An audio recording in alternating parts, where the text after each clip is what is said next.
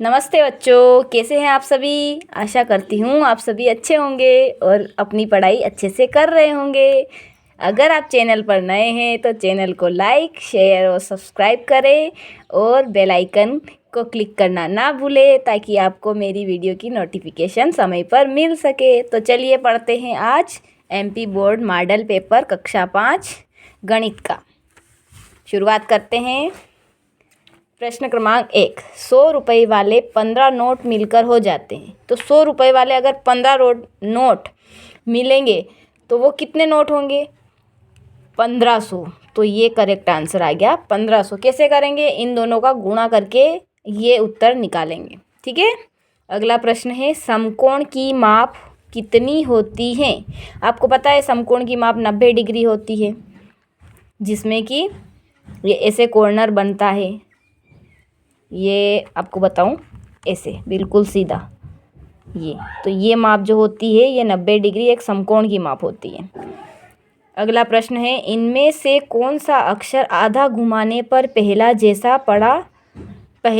पढ़ा जाएगा? तो इसमें 4 ऑप्शन है। सभी अक्षरों को ध्यान पर देखने पर आप पाओगे कि जो आई है ये आधा घुमाने पर वैसा ही पढ़ा जाएगा। जैसे सी को हम घुमाएंगे आधा तो किस प्रकार घूमेगा? ये ऐसे है, तो इसको घुमाएंगे एक पूरी बार, तो ये इसको घुमाने पर ये ऐसा हो जाएगा।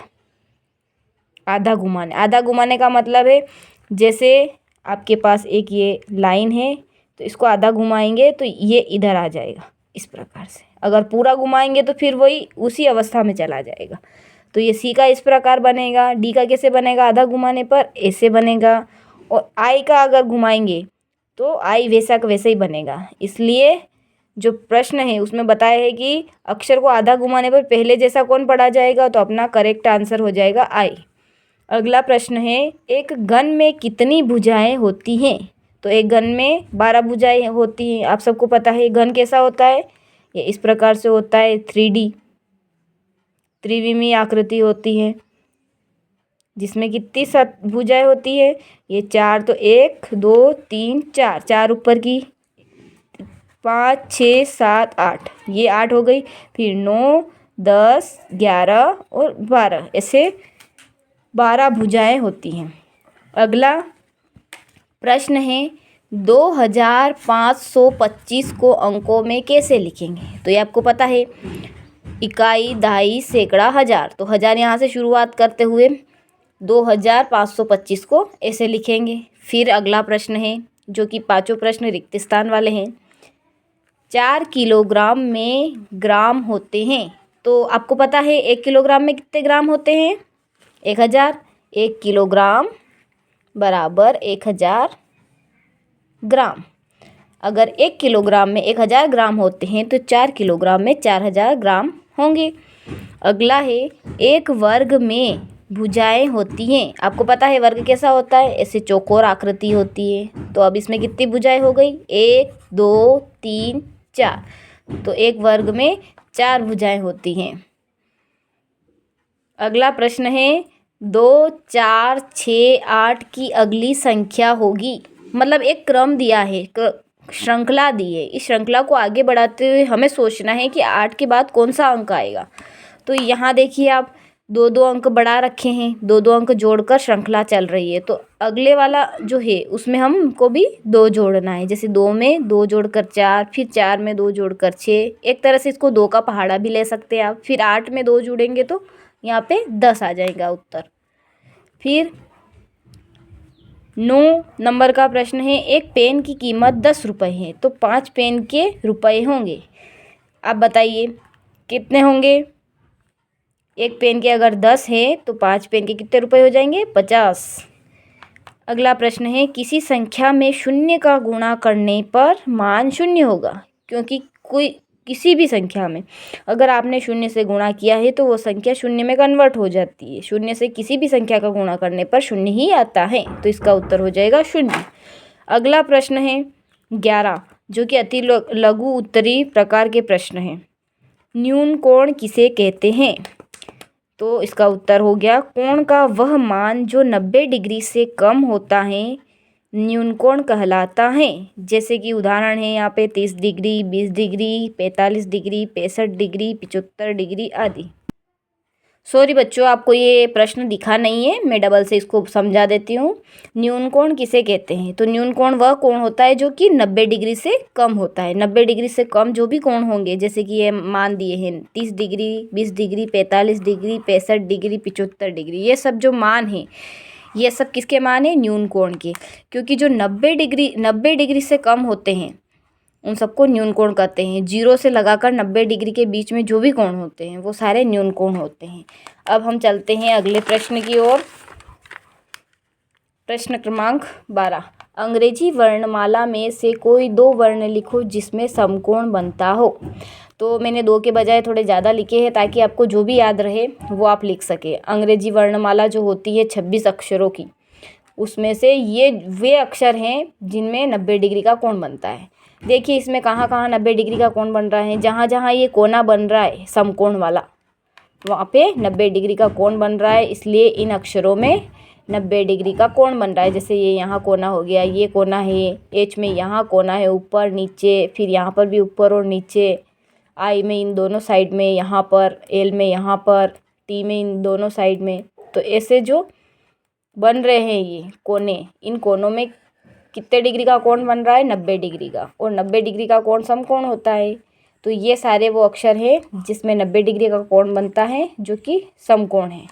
अगला प्रश्न है, घड़ी के समय को देखकर बताओ कि सुइयों में किस तरह का कोण बन रहा है। तो आप देखिए सुइयों में किस प्रकार का कोण बन रहा है। इस घड़ी को ध्यान से देखिए। ये है घंटे वाला कांटा जो कि 7 पर है। ये मिनट वाला कांटा जो कि 12 पर है। आपको पता है घड़ी में मतलब पूरा जो राउंड होता है, ये पूरा राउंड 360 डिग्री का होता है। ऐसे ही अगर पूरा राउंड 360 डिग्री का होता है तो आधा 180 का होता है। और हर 3 घंटों पर एक 90 डिग्री का कोण बनता है। तो अगर 3 घंटों पे 90 डिग्री का कोण बनता है तो 1 घंटे पे 30 डिग्री का कोण बनता है। इसी प्रकार आप देखिए इन दोनों के बीच में कितने अंक हैं ये। अब देखकर अपने को कैलकुलेट करना है। जैसे 7 से 8 जाने पर 30 डिग्री का कोण, फिर ऐसे ही 30, फिर 30, फिर 30, फिर 30। तो इन सबको जोड़ के इन दोनों के बीच में कितने डिग्री का कोण बन रहा है? 1, 2, 3, 4, 5। ये 5 घंटों के लगभग, मतलब 5 अंकों से अंकों की गैपिंग है इसमें। तो ये कोण बन रहा है 150 डिग्री का, क्योंकि हर 2 अंकों के बीच में 30 डिग्री का कोण बन रहा है। तो 30 और 30 60, फिर 90, फिर 120 और 150। तो घड़ी की सुइयों के बीच 150 डिग्री का कोण बन रहा है। अगला प्रश्न है, एक घन में कितनी सतह होती हैं? एक घन में 6 सतह होती हैं। जैसे कि घन को मैंने अभी आपको आगे बना के बताया था। ये घन इसमें बना के बताती हूँ मैं आपको। आपको दिख रहा है?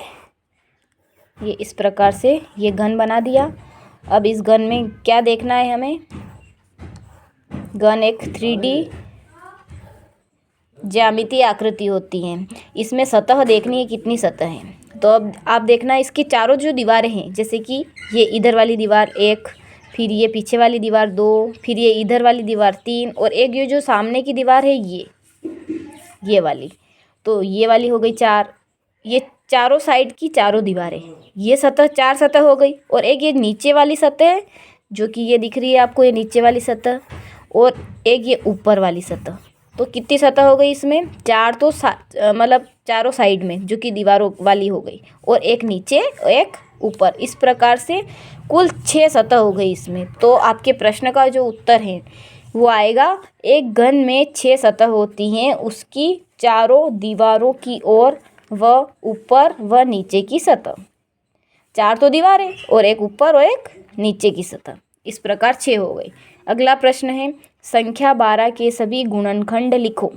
तो 12 के गुणनखंड करने के लिए पहले इस प्रकार से करेंगे, सबसे छोटी संख्या से भाग देते हुए, फिर 2 का एक बार जाएगा, फिर 2 का, फिर 3 का। इस प्रकार से इसके गुणनखंड कर लिए। अब इस गुणनखंड को लिख लिया बराबर के रूप में। और आपको पता है जो 1 होता है, अंक 1 वो सभी संख्याओं का गुणनखंड होता है, क्योंकि 1 ऐसा अंक है जिसका सभी संख्याओं में भाग जाता है।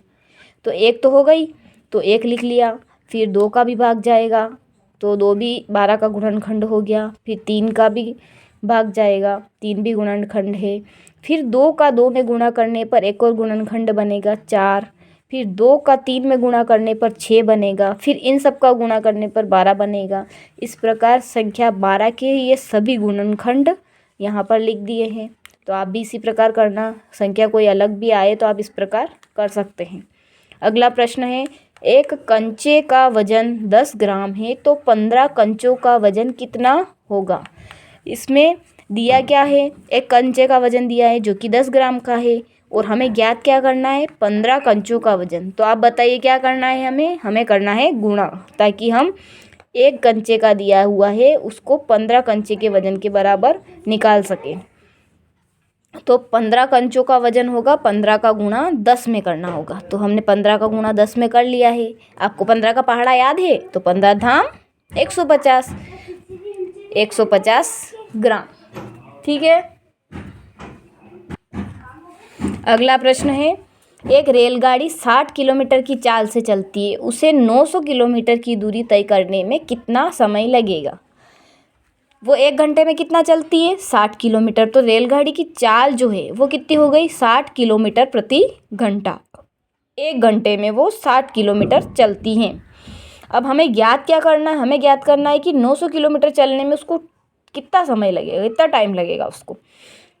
चूँकि रेलगाड़ी 1 घंटे में 60 किलोमीटर 1 घंटे में तय करती हैं, तो 900 किलोमीटर तय करने में लगा समय।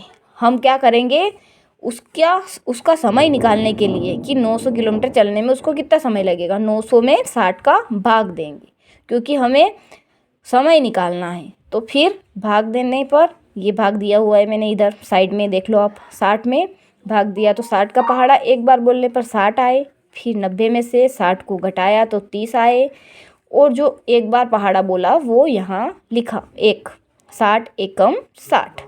इस प्रकार यहाँ पर घटाया, फिर शून्य को नीचे उतारा। अब कितने बन गए, 300, और 360 के पहाड़े में 5 बार आते, तो 60 पंजे 300। इन 300 को घटाने पर यहाँ पे शून्य प्राप्त हो गया, मतलब पहाड़ा भाग पूरा चला गया। अपने उत्तर कितने आए, 15। अतः रेलगाड़ी 900 किलोमीटर की दूरी तय करने में 15 घंटे का समय लगाएगी। तो आपका उत्तर हो गया 15 घंटे। अगला प्रश्न है, खाली खानों में कौन सी संख्या लिखे कि हर खड़ी व आड़ी पंक्ति का योग बराबर हो जाए। अब इस प्रकार भी पंक्तियाँ दी हुई है, ये इस प्रकार भी पंक्तियाँ दी हुई है, तो हमें ये दोनों जो रिक्त स्थान है इसमें भरना है संख्याएं, ताकि इधर से जोड़े तो भी बराबर संख्या आए, इधर से जोड़े तो भी बराबर संख्या आए। तो आप देखना, एक ऐसी पंक्ति है जिसमें इधर से जोड़ने पर पता चल रहा है कि कितना आएगा, और इधर से जोड़ने पर पता चल रहा है कि कितना आएगा। तो हम खड़ी पंक्ति को लेकर इसका उत्तर निकाल लेते हैं। तो पहली खड़ी पंक्ति का योग कितना होगा, 240 होगा। इसी प्रकार दूसरी खड़ी पंक्ति का योग कितना है, 200। तो इस पंक्ति और इस पंक्ति का योग बराबर होना चाहिए। उसके लिए हमें 200 में कितने और चाहिए, ताकि इस पंक्ति के सभी अंकों का योग बराबर हो जाए, सभी संख्याओं का योग बराबर हो जाए जोड़ने पर इस पंक्ति के बराबर। तो यहाँ पर इस दूसरी वाली पंक्ति में हम जोड़ेंगे 40, क्योंकि 240 बनाने के लिए 200 में 40 की और आवश्यकता होगी। अगर 40 यहाँ पर हम लिख देंगे तो ये पूरे 240 हो जाएंगे। तो इस पंक्ति में कितने आएंगे, यहाँ पर 40। इसका उत्तर होगा 40 यहाँ पे। तीसरी खड़ी पंक्ति में योग, अब तीसरी पंक्ति के सभी संख्याओं का योग निकाल लेंगे। 44 + 37 + 120, इन सबको जोड़ने पर 201 आए हैं। अब जो 201 आए हैं, इनमें कितने और की आवश्यकता है जिससे ये इस खड़ी वाली लाइन के सभी संख्याओं का योग 240 के बराबर हो जाए। तो यहाँ पर आपको स्पष्ट रूप से दिखाई दे रहा है कि इसमें 39 जोड़ने पर इसका योग 240 हो जाएगा। ठीक है, इसको उत्तर के रूप में हमने लिखा है।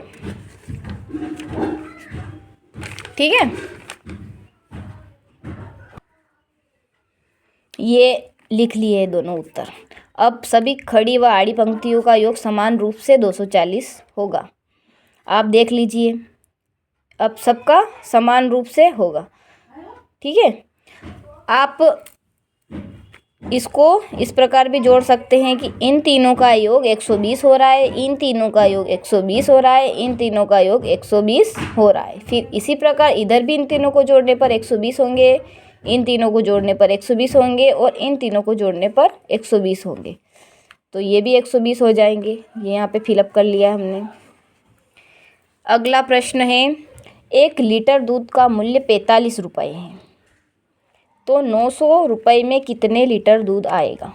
1 लीटर के लिए कितने रुपए लग रहे हैं, 45। तो यहाँ हमने पहले लिख लिया है, जो दिया है, जो ज्ञात है हमें वो पहले लिखना है। 1 लीटर दूध का मूल्य 45 रुपये। फिर ज्ञात क्या करना है, 900 रुपये में कितना दूध मिलेगा, है ना, तो हमें ज्ञात करना है, वो लाइन भी लिख ली। अब 45 रुपये में 1 लीटर दूध आता है, तो 900 रुपये में आने वाले दूध को निकालने के लिए हमें 900 में 45 का भाग देना है। तो 900 में 45 का भाग देंगे, 45 दूनी 90। फिर यहाँ पर घटा लेंगे, ऊपर से 0 को उतारने पर या फिर पीछे लगाने पर, मतलब 20 बार यहाँ पर भाग जाएगा। उत्तर कितना आएगा, 20। 900 रुपये में 20 लीटर दूध आएगा। ये आपका उत्तर आ गया कि 20 लीटर दूध आएगा 900 रुपये में। अब आपको 2 क्वेश्चन दिए हैं, सिंपल है, इसमें जोड़ करना है और इसमें गुणा करना है, जो कि इस प्रकार आप कर लेना। ये जोड़ रखा है, 5 और 5 10 की 0 हासिल 1, फिर 1 8 और 1 मिला के 10, फिर 0, फिर 1 को 9 में जोड़ेंगे तो 10। इस प्रकार इसका उत्तर हो जाएगा 1000। और 192 में 8 का गुणा करने पर, 192 में 8 का गुणा कर रहे हैं तो 8 का पहाड़ा बोलेंगे 2 बार, 8 दूनी 16, 16 का 6 आ जाएगा। और एक जो बचेगा वो कहीं साइड में लिख लेंगे रफ में। फिर 8 9 72, 72 ये, और एक जो हासिल का था वो 73 हो जाएंगे। तो 73 के 3 यहाँ पर लिख लेंगे। और इसी प्रकार हासिल का फिर 7 आएगा, उसको साइड में कहीं पर रफ कार्य में लिख लेंगे। फिर 8 का पहाड़ा एक बार बोलेंगे तो 8 आएगा, और फिर जो वो 7 थे हासिल के वो भी जोड़ लेंगे, तो 7 और 8 15 हो जाएंगे। ठीक है, अगला प्रश्न है, निम्न संख्याओं के टेली चिन्ह लगाइए। तो आपके प्रश्न में क्या है, ये सारणी दी हुई थी जिसमें ये टेली चिन्ह नहीं बने हुए थे। ये मैंने आपको समझाने के लिए बनाए हैं। जैसे ये 3 लिखा है तो टेली चिन्ह कैसे बनाते हैं, जितनी संख्या लिखी है उतनी लाइन खींचनी है, और 5 होने पर एक आड़ा डंडा करके उस 5 को पूरा कर देते हैं। तो यहाँ पर 3 है तो 3 लाइन खींची, 5 है तो 4 लाइन खींच के एक आड़ी कर दी ताकि ये पूरा 5 हो गया। इसी प्रकार यहाँ पर 12 है तो 5 के 2 बंडल और 2 का अलग से, ऐसे करके ये 12 टेली चिन्ह हो गए। फिर 4 का भी हो गया ये। अगला प्रश्न है, दादाजी के पास 12 टॉफियाँ हैं और वह राशि सीमा, रोहित और लोकेश में टॉफियाँ बराबर बांटना चाहते हैं। प्रत्येक को कितनी टॉफियाँ मिलेगी। तो देखो इसमें 3 हैं, कौन कौन 3, राशि, सीमा और सीमा, रोहित और लोकेश। राशि तो वो जो रुपए है उनके बारे में बताया गया है। तो आपको दिया क्या है, पहले दादाजी के पास कितनी टॉफियाँ हैं, 12, और हमें ज्ञात क्या करना है, सीमा, रोहित और लोकेश में प्रत्येक को कितनी टॉफी मिलेगी। मतलब 12 है, सबको बराबर बांटना है। तो बराबर बांटने के लिए क्या करते हैं, भाग करते हैं। तो हम 12 में 3 का भाग देंगे, 3 चौक 12। तो इस प्रकार भाग देने पर इसको घटाया, भाग दिया, तो इसका उत्तर आ गया 4। तो सीमा, रोहित व लोकेश को सबको 4-4 टॉफियाँ मिलेगी। इस प्रकार दादाजी तीनों में बराबर टॉफियाँ बांट देंगे। अगला प्रश्न है, दिए गए चार्ट को देखकर बताइए कि किन शहरों का तापमान 1 दिसंबर 2025 को सबसे कम है। तो ये जो चार्ट बना है इसमें आप स्पष्ट रूप से देखिए और बताइए। ये सेल्सियस यहाँ पे 10 डिग्री सेल्सियस वाले आएंगे, फिर यहाँ 20 डिग्री सेल्सियस, यहाँ पर 30 डिग्री सेल्सियस। और ये किस तारीख का है, 1 दिसंबर 2025 का। और यहाँ पर शहरों के नाम लिखे हैं, दमोह, सागर, भोपाल, विदिशा। मतलब जो सबसे ऊंचा होगा वहाँ का तापमान उतना अधिक होगा। और हमें क्या पूछा है, सबसे कम तापमान किसका है। तो सबसे कम तापमान किसका है, ये सबसे ऊंचा, फिर ये नीचा, फिर ये और फिर ये थोड़ा सा उठा हुआ है, मतलब इसमें ज़्यादा है और इसमें कम है। तो सबसे कम तापमान वाला शहर कौन सा हो गया? भोपाल। तो हमने लिख लिया। चार्ट में देखकर पता चलता है कि 1 दिसंबर 2025 को भोपाल का तापमान सबसे कम है। आपका अगला प्रश्न है, एक माली ने 450 आम के पेड़ खरीदे। उसे एक लाइन में 15 पेड़ लगाना है। तो बताओ कितनी लाइनों में पेड़ लगेंगे? ऐसे पंक्तियाँ बनेगी एक के बाद एक, और एक लाइन में कितने लगेंगे? 15 पेड़। तो ऐसे कितनी लाइनें बनेगी वो निकालना है हमें।